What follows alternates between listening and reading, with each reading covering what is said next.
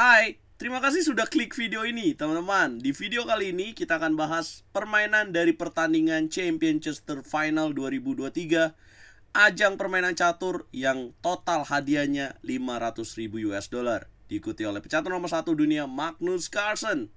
Dan kita akan bahas dari partai atau permainan dari babak semifinal. Magnus berhadapan dengan Fabiano Caruana, pecatur kuat dari Amerika Serikat. Ini partai yang sangat luar biasa, selesai dengan 90 langkah teman-teman. Apa yang terjadi? Kita tonton terus sampai habis karena ada partai atau langkah yang sangat brilian dari kedua pemain. Jangan lupa like, share, komen, dan subscribe dulu sebelumnya teman-teman, supaya Ralcas terus semangat bikin konten tentang dunia percaturan. Yap, Magnus Carlsen pegang bola putih, memulai dengan langkah E4, dijawab Caruana E5. Putih kuda F3, hitam kuda C6. Ya, buat teman-teman yang bertanya ya, berapa akurasi dari kedua pemain?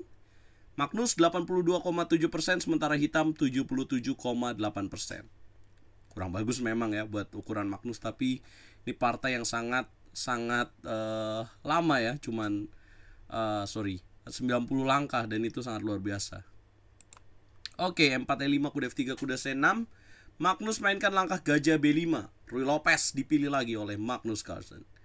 Hitam A6, putih gajah 4, hitam kuda F6. Kemudian putih mainkan langkah rokade pendek, hitam menjawab dengan langkah gajah C5. Putih mainkan langkah C3. Kemudian hitam menjawab dengan langkah B5.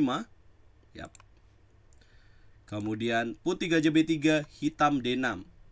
Putih D4 dimainkan. Boom, langsung dobrak ya, tanpa mencegah H3 dulu nih Magnus.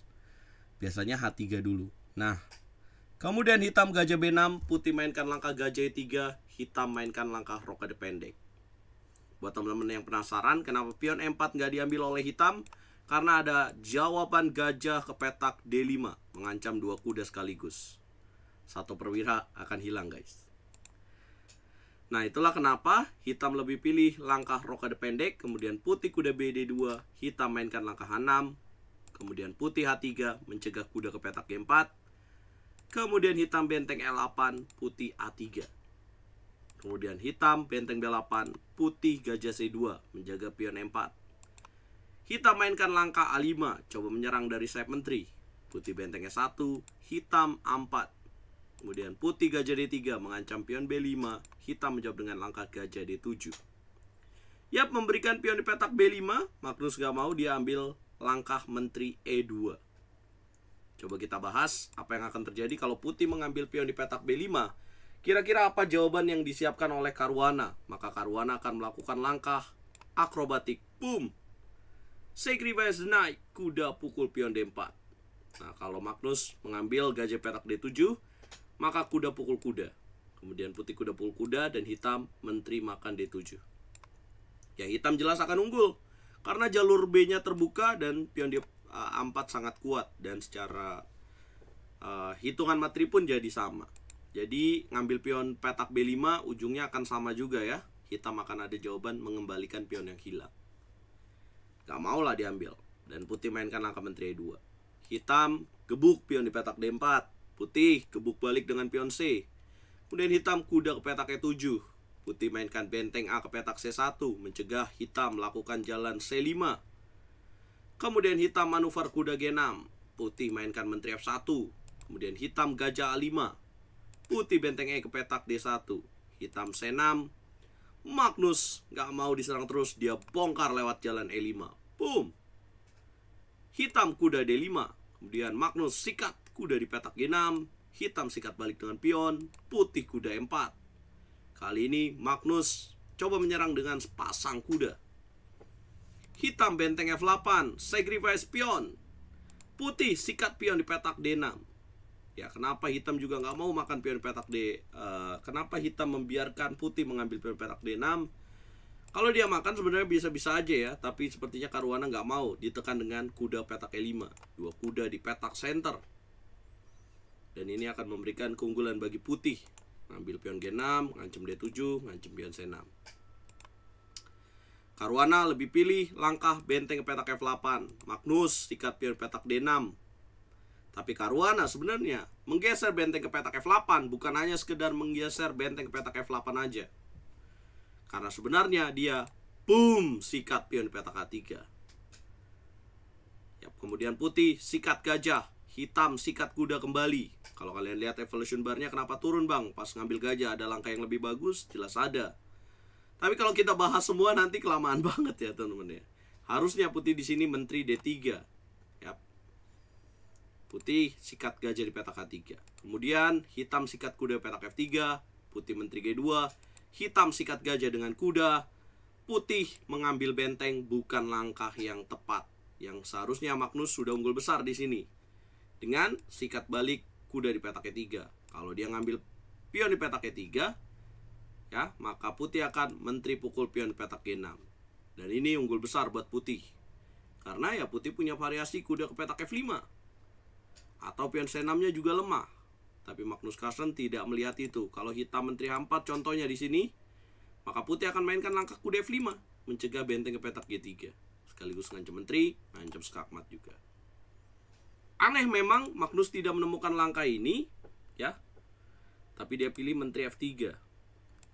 Ya, tapi Magnus juga pernah nggak ngeliat ya langkah tiga langkah skakmat waktu dia lawan Hikaru Nakamura. Masih ingat gak guys?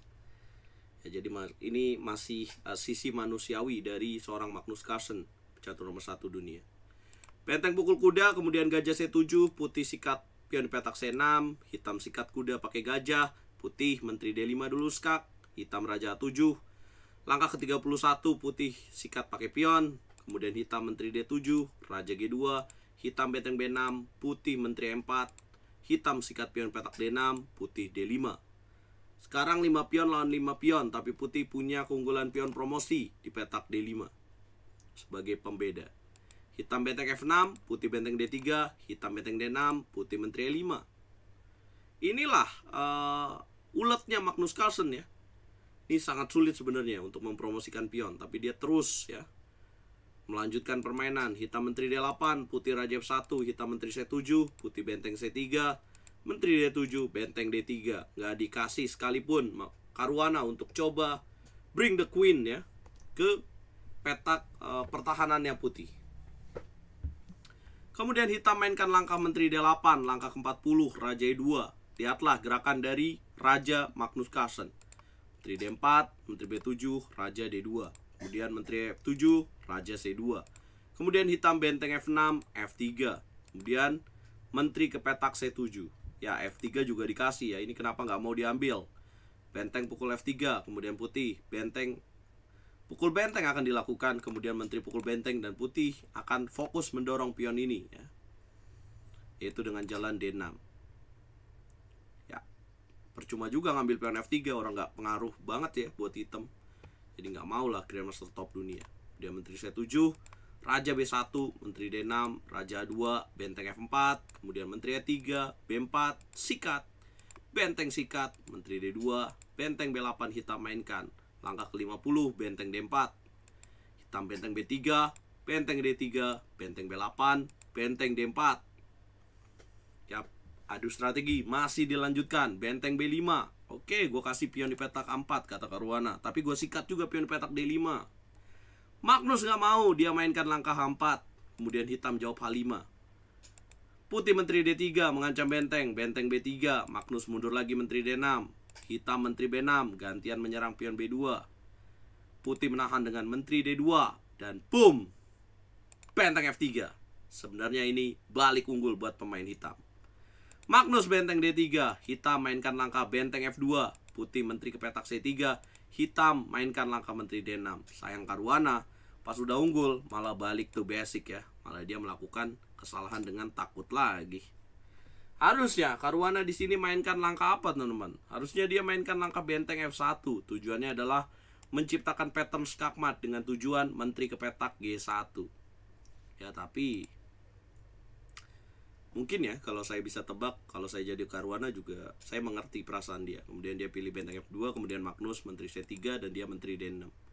Ada takut-takutnya juga kalau lawan catur nomor 1 dunia ya. Ibaratnya posisi unggul aja kalau kita takut ya, secara psikologi jadi mainnya nahan lagi dengan menteri D6. Dan yap, Harusnya mungkin di sini masih bisa benteng ke petak F1 dengan menteri G1.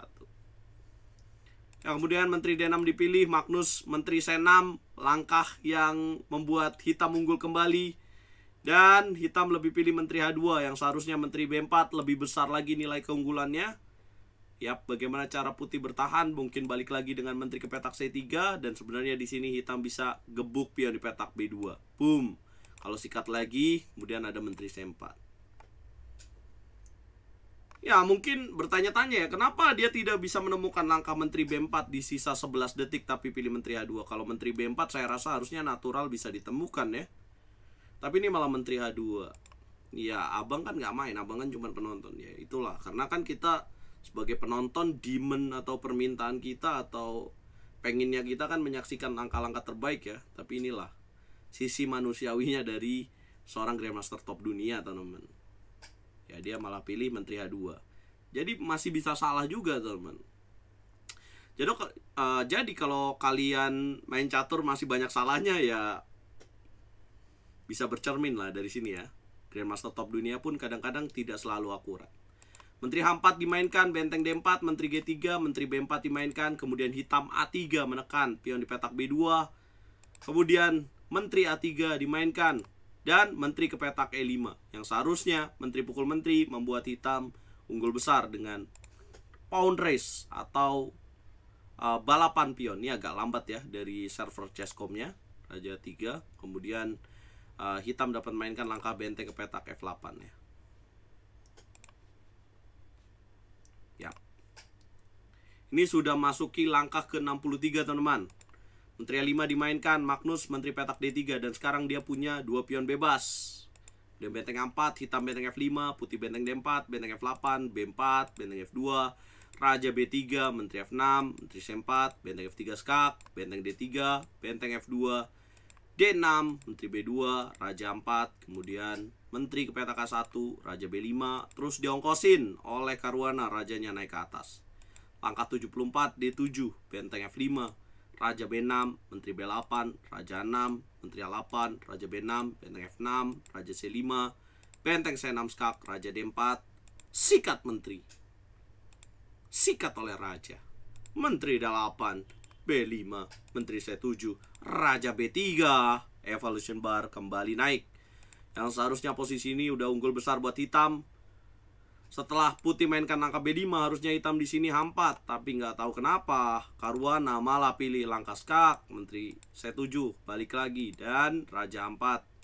G5 juga belum dimainkan, H4 dimainkan, B6, H3, hitam nggak bisa makan ya karena pion promosi. Kemudian benteng A3 sikat, Raja petak G8, benteng D3, Raja F7, B7, Raja E7 langkah ke-87, Raja B5, G5, Raja C6, G4, langkah 90 benteng E3, hitam Raja ke petak F6. Sebenarnya kalau lihat videonya geter ya tangan si Caruana ini. Kayaknya dia nervous banget. Dan aku udah sering nonton Caruana bertahun-tahun ya. Caruana ini kalau nervous banget dia bisa error seperti ini, dan dia error dengan Raja ke petak F6 dan Magnus benteng L8, baru dia langsung menyerah. Karena kalau dilanjutin pion Magnus akan promosi dan ya akan kalah hitam. Sebenarnya kalau Raja F7 gimana sih? Kalau Raja F7 sebenarnya masih bisa remis ya. Caruana nggak pilih Raja F7 mungkin karena waktunya tinggal detik, 14 detik masih lama lah buat game top. Benteng L8 skak, kemudian menteri ke petak F6, kemudian Raja ke petak C7, ini mungkin waktunya berhenti ya. Ya kalau waktu mainnya tinggal berapa detik bisa pengaruh juga sih. Tapi ya harusnya bisa lihat lah kalau misalkan masih ada potensi skak. Insting naturalnya ya, karena saya juga pemain catur ya, harusnya dia cari skaknya aja nih. Menteri ke petak F6, kemudian Raja C7, menteri ke petak F4, Raja ke petak C8, menteri C4, Raja B8 nih masih bisa di skak terus. Dan setelah hitam melakukan skak, putih tidak bisa ke petak atau ke jalur A, karena setelah Raja A8 akan ada menteri A4, pionnya akan hilang. Yap, seperti itulah teman-teman. Jadi potensi besarnya setelah Raja F7 benteng ke petak L8. Bagaimana hitam bertahan, menteri F6 kalau Raja balik lagi, kemudian menteri ke petak B2 kalau misalkan Raja ya ini di skak terus lah. Dan nanti akan remis ya. Bahkan di sini bisa menang kalau misalkan Raja 4 akan jatuh pionnya. Jadi putih juga harus rajanya dekat dengan pion di petak D7. Ya, dan ujungnya Magnus Carlsen akhirnya menang kembali melawan Caruana. Ya, ini lumayan lama pembahasannya, 90 langkah ya teman-teman. Apa komentar kalian buat video ini? Ya, inilah saat Magnus Carlsen tidak akurat, lawannya juga tidak akurat, tetap aja Magnus yang menang. Coba komen, jangan lupa bantu video ini berkembang dengan cara like, share, komen, dan subscribe. Ya, kalau video ini terkesan kayak, Bang, mereka tetap game top, abang kan cuman komentator dong ya. Tapi kan kita sebagai pencinta catur pengennya menyajikan atau kita menonton kualitas dari pertandingan game top dunia tuh yang akurasinya tinggi ya teman-teman. Ya, tapi inilah kadang-kadang gamers top bisa melakukan kesalahan seperti ini. Yang pos ronda bakal bilang, gue gak buruk-buruk amat ternyata setelah melihat video ini. Suek.